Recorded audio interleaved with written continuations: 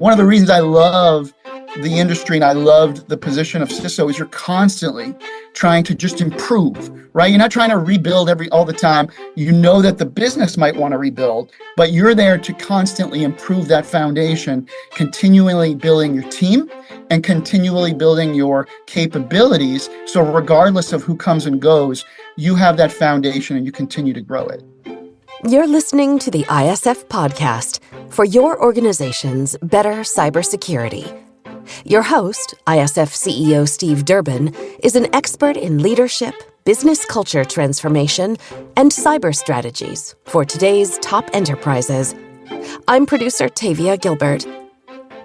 Today, Steve speaks with Erik Avakian. Erik served as CISO for the Commonwealth of Pennsylvania in the United States for over a decade before he moved into the private sector, where he currently works as the technical counselor at Infotech Research Group. Erik brings his passion and experience to a lively conversation in which he and Steve discuss coping with change through multiple leadership turnovers, practical examples of how security leaders can demonstrate their department's value to an organization beyond theoretical breach prevention, and overcoming challenges in the public and private sectors. So, Erik, lovely to have you on the podcast. Thanks so much for joining me. Thanks. It's great to be here. Now, you're a former state chief information security officer for the Commonwealth of Pennsylvania. And so you have obviously seen a fair amount of public sector change, intrigue, and a pile of other things that will have come across the information security desk, no doubt, in that time, because you were there for nearly 2 decades in the public sector.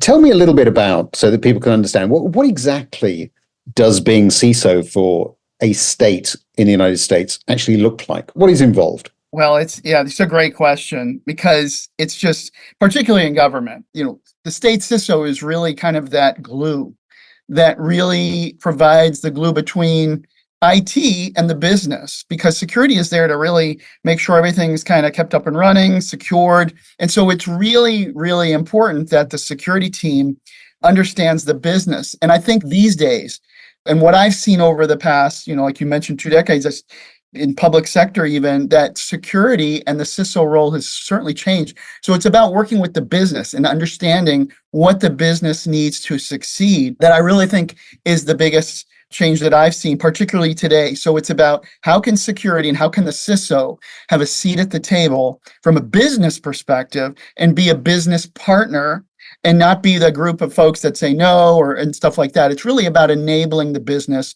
How can we say yes, but do things more securely and put a positive spin on it? Whereas, in the past, security's looked at, these are the guys that say no. So it's really the CISO as a partner to the business, a collaborator, building relationships. And really, that's been the change, right? It's gone from a less of a technical kind of a thing to being a coach, being a leader, and really working and building those relationships at the business level. Yeah, I agree completely. And I'm sitting here thinking now, for people who are in the private sector, they can relate to that. I've actually never worked in the public sector. I've worked with public sector, but never been in the public sector itself. But when I look at the way in which something like the Commonwealth of Pennsylvania is structured, and you look at the sort of the data flows that are moving around within that, all aspects of it, how can you possibly get your arms around all of that? And then add on top of that, the fact that during the time you were there, you saw a number of different governors come and go, different policies, different presidents.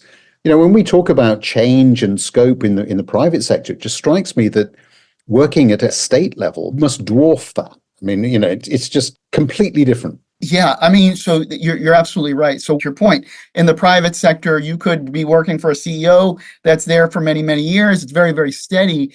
And with state or local government, it's very much, there's a lot of change. And so almost in this position, you have to be somebody that really embraces change. Change is hard, but I think in the CISO role, we have to be able to, as leaders, embrace that change, because change is going to come. To your point, parties change. I worked through 3 different governors, 3 different CIOs, 3 different administrations, and I saw a lot of change, even from going 180 from one side to the next, as far as how we pursue IT strategy. So that's challenging, and it's really trying to keep on top of that.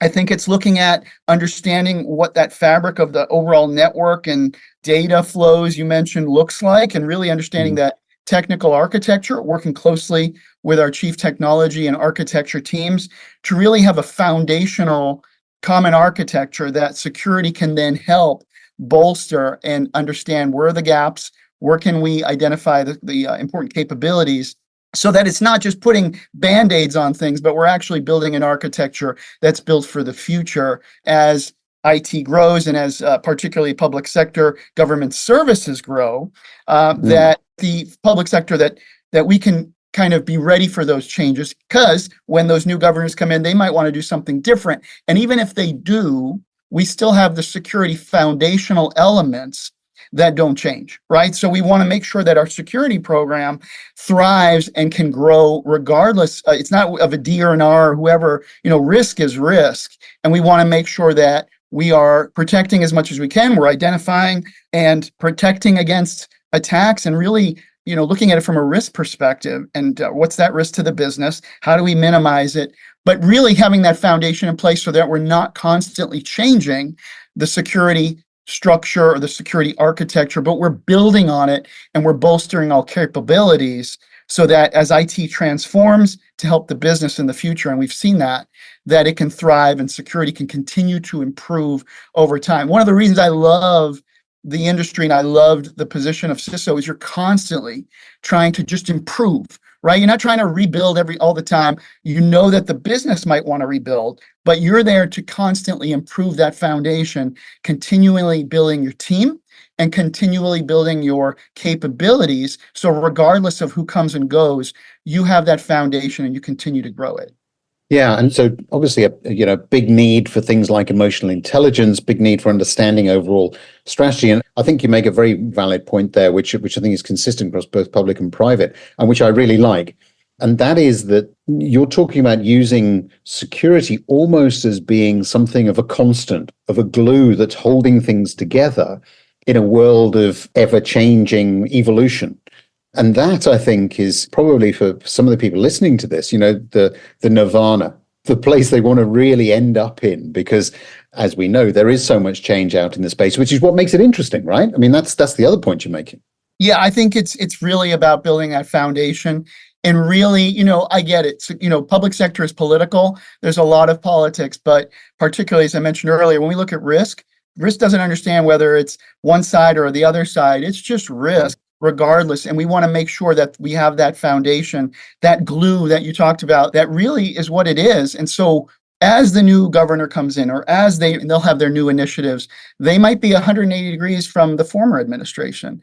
But It's really up to the security team to make sure that foundation's there. So regardless of what those changes are, that we have at least the foundational elements and we can build on those, and whatever we need to add to bolster the program for those new business initiatives, we can put in with the also understanding. And the other big difference between private sector and public is really, one of the things that I really took to heart is when it comes to funding and really making sure that we're putting those public funds, these taxpayer funds, and making the best use out of them, right? So where we can, reducing duplication of work, duplication of effort, where we're streamlining as much as we can and bolstering at the same time. For instance, back in the day, we saw multiple agencies using the same tools or they're doing the same thing multiple times. How do we combine those forces and those resources so that we can build knowledge, that we can share knowledge, that we can build teams that can assist the entire organization, regardless of where they're at? So it's really looking at it as one team, regardless of what agency you're working with. One of the things we went through is IT transformation, where we really took that approach to build security in at a foundational level to help any organization or any of the agencies from a security perspective. And that brings a lot of, again, commonality, reducing of duplication, and making those effective use, because at the end of the day, it is taxpayer money, and that is one of the big differences that comes to public sector. And I took that to heart because we have to do our fiduciary duty as public servants when it comes to spending that money. And we want to do it in the most cost-effective manner as we can. I'm glad you mentioned this issue of funding, because one of the things that I hear constantly is security leaders talking about the fact that they aren't sufficiently well funded, whether that be in terms of hard cash or whether it be in terms of resources that are available to them. And you make a very valid point there that, working in the public sector, you are under public scrutiny, right? You do have to justify, probably to a greater extent than in the private sector, how you go about getting access to funds and what you do with them. So give us some tips that people can take away here into how did you go about making sure that you had sufficient funding to undertake some of the key programs that were necessary across the state? This is a great question because year after year, this is one of the biggest challenges. It's that, security generally, the notion of we don't get enough funding or there's not enough, additional money. But I would then challenge, and this is the take that I put at throughout the years, is are we making the most effective use of the resources we have? I've also heard it said that there's not enough people. What I mentioned earlier about transforming, how, building teams of common knowledge across different departments, bringing them together. So reducing that duplication of even human resource work and bringing people together. So the question I would ask is, are people doing some of those things and really bringing in teams that can work together? And then, I think one of the challenges that security has had, particularly in the public sector, is showing the value, right? So how does security show the value to the business? And that's really through metrics and key performance indicators that really can show the value that security is bringing to the business financially. I'm not talking about preventing a breach or anything like that. Those are important.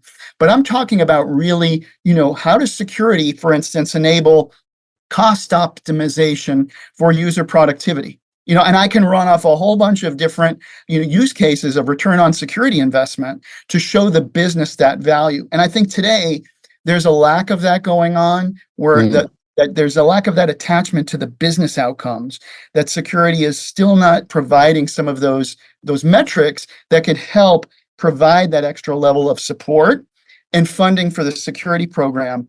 Also, it's about resources, right? So the CISO has to be a leader, has to be a coach. One of the things that I loved about the position is that coaching element and really, taking care of my team, building my team from the space of capacity of what it is that drives them. For instance, I look at it as almost like a baseball team, right? So in the baseball world, you have a catcher, you have a pitcher, you have all these people on the field, and it's identifying what are the strengths of your team and letting those players, if we look at it from that perspective, letting them thrive, letting them grow in the position that they're passionate about. And then you can just grow in that passion, give them the training, give them extra training, helping them build where they're really good at and what they really like to do. And in the baseball world, as that example, we wouldn't necessarily make the pitcher catch. They might not be comfortable with that, or the catcher pitch, and all sorts of other things, because they do what they do well. That's their position on the field. And what I've found is that if we can do that, we can build our teams and build rock stars out of them in the places where they really are passionate about, then we have retention. I think my retention throughout my tenure was almost like 99%, because I looked people as to what drives them. What are the things that they love to do?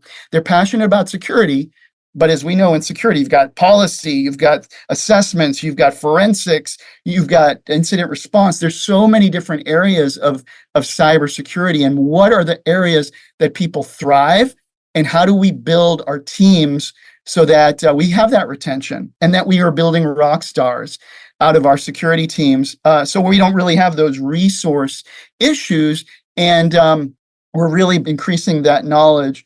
And then finally, one other point I'll make is just really building that collaboration. I tried to make it, particularly in my position, really building those relationships with the governor's office and our CIO department, and really being a partner, a collaborator, working horizontally across the different IT departments, and building that collaborative influence, which I think a CISO needs to do through good communication standards, and really building, that social toolkit to really be a partner. And that's getting outside your silo or getting outside your comfort zone sometimes, and really doing that personal kind of stuff. And that's going to build the support. That's going to help drive the collaboration, the funding, and again, good reporting, good metrics to show value at the end of the day. And here's how we're improving the program. Here's how we're supporting the business and the governor's initiatives. You make some fantastic points there that are so relevant to security leaders today, because collaboration has to be the way to go. We cannot work in isolation. I think the retention issue, because obviously it's not just the cost of trying to hire in people, there's the training and all of the loss of that knowledge when they leave. So to be able to retain them and as you say, turn them into rock stars, get the most that they can from the time that they're with you and develop their careers.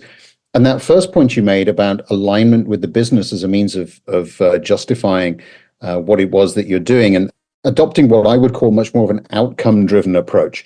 And I want to drill into that in a little bit more detail because a lot of people that I talk to struggle with that one, because they are so used to, I think, perhaps not viewing it in that way because that's perhaps the more traditional way of looking at security.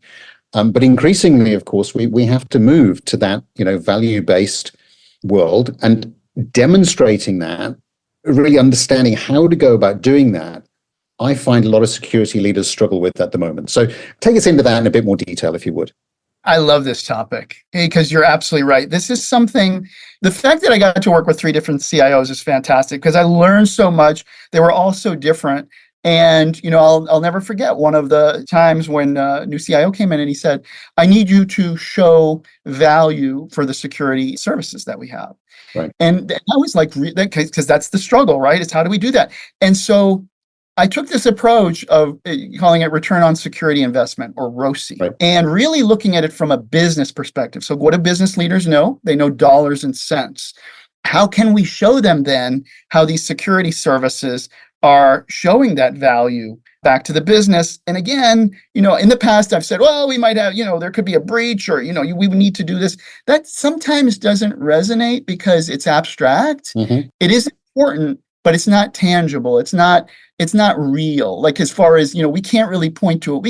We can say, yeah, that could happen, but it's not enough. So what I try to do, and I think this is very effective, is taking a service, and then I'll use the case of spam filtering, right? So everybody needs spam filtering. Everybody understands that, but there's a cost, right? So there's an annual cost to spam filtering. We know what that cost is. And also, if we're collecting good service data, and that's important here, it's to make sure we can measure through our services, what is the data that we're capturing? So if we have good service data and we know how many spam emails are blocked on an annual basis, and let's say, I don't know, it's at 1 billion, I'm just throwing that number out there, then we know, okay, these are nonsense emails.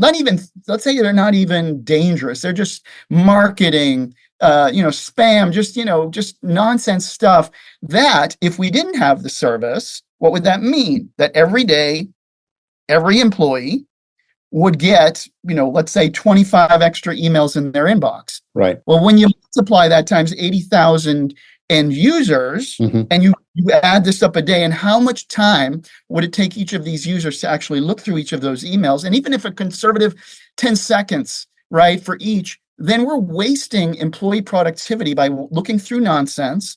So if you do that math and you show the business, hey, look, we know the business, this service costs this much, but look at what we're getting back in user productivity. And it could be like thousands of % of return on security investment. And that's just one example. There's examples with phishing testing and how phishing testing and utilizing that service data metrics and showing, hey, look, if we really had a real incident, then, this is the value of the security awareness program and why it's worth spending this money per year, because we're getting that money back on the back end. Because if we didn't do these tests, then we know by these metrics definitively, we would have to wipe machines, we would have to reset user accounts. And even if we take that conservative example of how much, what's the average hourly cost for an employee, are there a salary, how much time does it take to wipe a machine, reset a password, that adds up. And when you do that over the course of a year, those numbers are astronomical. And you're basically showing the business, hey, look, this is real. And that actually is where the light bulbs went off, because I worked with a lot of agency CIOs and I kind of expressed this stuff. I was showing them, particularly with some of their phishing metrics, and they got it because it's financial data. They get that, right? So anytime we can show real outcomes like that, they really then start to understand the value. Yeah, and it raises the level of engagement, doesn't it? Because you're now talking about things in a language that they can understand and they can relate to. I mean, I loved your example about spam, for instance, and blocking all of that, because we all suffer from that. Yeah. Everybody suffers from that. And so I think those are some really good examples of how you can bring value. Now, you've moved out of the public sector and you've gone into the private sector. Tell us about that. What are the differences? Yeah, so it's really interesting. 16 years in the public sector. I spent 10 and a half years as the state CISO, and that's a long time. And, in this role of state CISO, maybe 3 to 4 years, it's most. So 10 and a half years is a long time. And really, again, going through a lot of changes and making that shift to the public sector. I think, for me, it was about taking the knowledge that I've gained, all the lessons learned, all the mistakes I've made, and I've made my share, right? And learning through each of those and learning what works and bringing that experience and saying, look, I've got all this amassed knowledge. How can I take that and help people? So really, when I left, I made that transition. It was really about what are my strong points? What are the strengths that I have? And it's really coaching and it's wanting to help and taking that knowledge, bringing it to where I am now and being able to apply it and actually just help other security leaders that are going through a lot of the same stuff, that I've either been through or I might have some insights on, and just really helping them with that. And so I think in private sector, it's, there's a lot of commonality with security overall, right? Everybody's challenged with the same things, whether you're small government, small company, big company. We all have that fabric of security services and capabilities that we need to have that are pretty common, regardless of whether they're insourced or outsourced. They still have to get done, and we still need to measure them and improve and all that stuff.